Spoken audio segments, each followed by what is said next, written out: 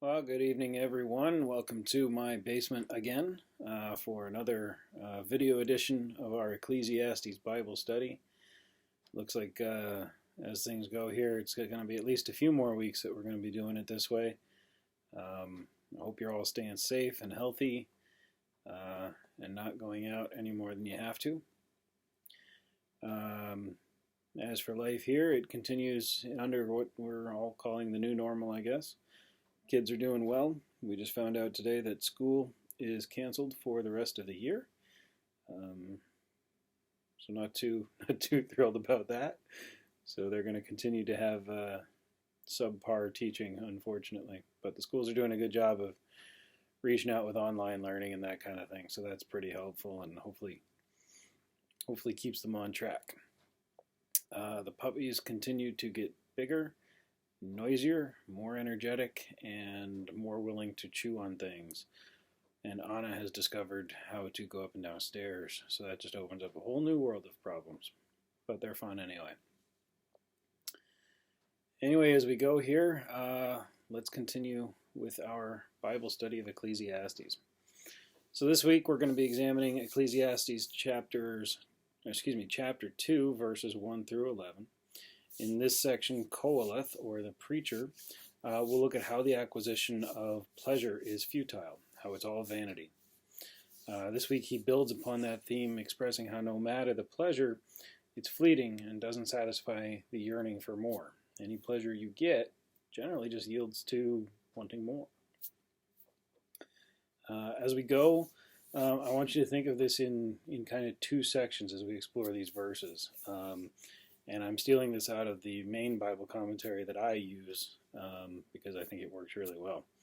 The first is to think of the lure of pleasure, which is going to be most of the section that we discuss. And then the second is the snare of pleasure, which is what we're going to discuss at the end of the presentation. So let's start with verse 1. And it says, I said in my heart, come now, I will test you with pleasure. Enjoy yourself. But behold, this was also vanity. So here Koheleth's laying out his plan and hinting at the results all in one sentence. It's a nice little package there. He's sort of challenging himself to get lost in pleasure, to find out if pleasure can lure him away from wisdom, from knowledge, and away from the path that he knows he's supposed to be on. As we've seen in chapter 1 of Ecclesiastes, Koheleth is really exploring really the futility of material things in life. We saw toil earlier in chapter 1, for work as being something that is of a fleeting nature. If you go make money, you end up having to spend it. So the work, no matter how much you devote to it, is always going to have a limited return. And pleasure is kind of following the same kind of theme here. So let's see where I was here in my notes. So I started with a couple questions here that kind of were going through my head as I was reading this. And, he's kind of asking, can one receive so much pleasure that it has a lasting effect? Is there a maximum capacity for pleasure? And once it's maximized, can it remain? Is pleasure something that can be held on to? Or is it like trying to hold on to a handful of sand? No matter how tight you grip, the sand continues to slip through your fingers. I would argue that it's the second one. And so would Koheleth. In verses 2 through 3, he writes, I said of laughter, it is mad, and of pleasure, what use is it? I searched with my heart how to cheer my body with wine, my heart still guiding me with wisdom, and how to lay hold on folly, till I might see what was good for the children of man to do under heaven during the few days of their life. Now, there's kind of a lot going on here, but there's just kind of one part I want to focus on here for the purposes of this study. So Koheleth is acknowledging that life is short, and he's trying to embrace the attitude of having as much pleasure as he can in the short time that he has. I've heard this referred to in younger generations. It pains me to have to say the younger generation. As YOLO, Y-O-L-O, which stands for you only live once. And it's the idea that, You should go out and have as many experiences and enjoyments and pleasures as you possibly can, because you do only live once. And I'm not going to say that that's entirely wrong, but let's explore the idea just a little more as we go. So in verses 4 through 6, we see Koheleth dive headlong into as much pleasure as he can get. And as a king of Israel in this time, at least, because at this time Israel's pretty prosperous, as a king of Israel in this time, there's really no shortage of pleasure that he can get. So he writes, I made great works. I built houses and planted vineyards for myself. I made myself gardens and parks and planted in them all kinds of fruit trees.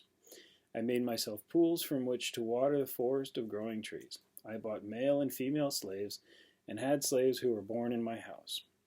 I had also great possessions of herds and flocks, more than any who had been before me in Jerusalem.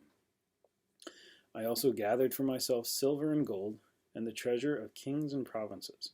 I got singers, both men and women, and many concubines, and the delight of the sons of man. And just quick correction, that was actually verses 4 through 8, because they all kind of follow the same theme there, so I grouped them that way. So as we see, the preacher has no lack of means with which to find pleasure, and he most certainly indulges. For a king of this time, and even today for powerful leaders, as we see them, we see similar behavior. They wrap themselves in the vestiges of power and of wealth. But I would suspect that when those things are gone, they find they're not happy to have had it. They want to still have it. I mean, what I'm trying to say is the joy that they derived from it when they had it, they can't derive from it anymore because it's gone. They want to still hold on to it. And perhaps that's why so many powerful people work so hard to hang on to power, because power in itself is pleasure. And they even find themselves corrupted by it. We all know the famous phrase, power corrupts and absolute power corrupts absolutely.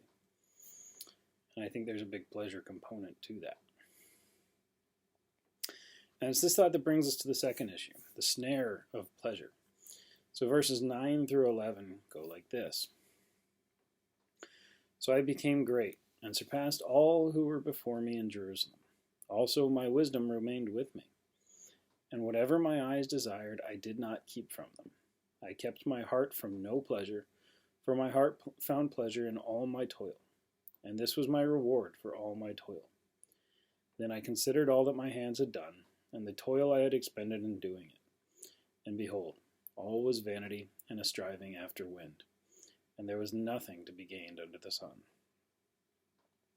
So here Koheleth is again coming to the realization that the striving for pleasure's sake doesn't really accomplish anything. We see the preacher realizing that the attainment of pleasure merely for the base enjoyment of it is meaningless. Worse yet, it doesn't satisfy. Not only can it be lost easily, but in order to continue, the pleasure must be consistently ramped up, or at least maintained. In my commentary, the author wrote about the inability of many folks to eat just one salty peanut. Seems like a small analogy, but it actually kind of works. And he's right. The peanut is immensely satisfying, but who really stops at just one? Most folks, at least folks like me, grab a handful, and soon when they've had that handful, they want more, because it's good. And as I was reading this, for some reason it got me thinking of two popular potato chip slogans. You've all heard them. Chip company Lay's says, bet you can't eat just one. And Pringles says, once you pop, you can't stop. And it's totally true. I don't know anybody who can eat just one potato chip. And pleasure, at least in the way Koheleth is talking about it, in this instance, is the same thing. You need to keep getting more pleasure. Or greater, maybe not just the same level of pleasure, but a greater level of pleasure in order to satisfy oneself. Now, I don't think what the preacher's saying here is that we should shun pleasure. Certainly, pleasure is a good thing if used under the right reasons. I take pleasure in spending time with my family. And if I do so, then I believe that spending time with my family is following what God wants me to do. I take pleasure in playing my guitars, and I don't think that there's anything wrong with that.